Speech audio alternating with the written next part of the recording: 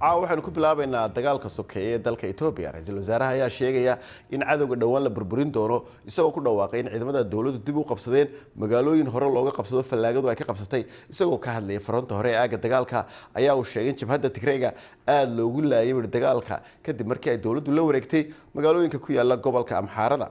laakiin TPLF ayaa sheegaya inay tahay waxa ay sameynayaan dib u gurasho xeel dagaal oo istiraatiijiyad ku dhisan.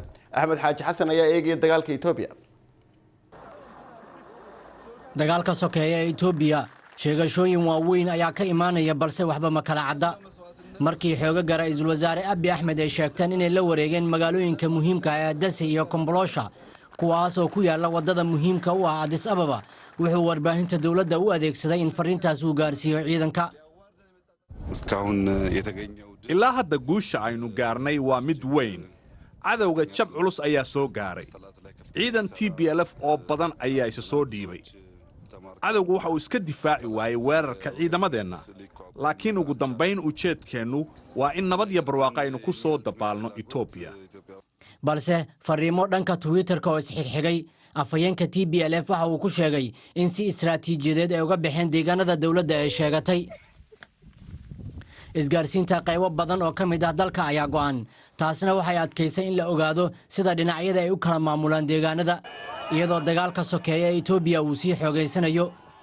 dhowr maalmood ka hor ciidamada dawladda Abiy Ahmed dib ayay u guranayeen halka xoogaga Tigreegana ay magaalooyin qabsanayeen. hadda ma cadda sababta ay hore ugu sii socdaan ciidanka dawladda balse waxaa la aaminsan yahay in diyaaradaha droniska iyo qorashada ciidamo badan ay keeneen in dawladda ay gacan sarayso. dagaalka sanadka socday waxa uu sababay xaalad bini'aadanimo aad u xun. kumanaan qof ayaa dhimatay. ugu yaraan 8 milyan oo qofna waxay u baahan yihiin gurmad degdeg ah iyadoo gargaar kooban uu gaarayo dadkaas. wadahadalladii ay midowga Afrika hogaaminayeen ayaa hakad galay. beesha caalamkana waxa ay ku jahwareersan tahay xaaladda waxayna ka walwalsan tahay mustaqbalka dalka Itoobiya. labada dhinac isuma tanaasulayaan.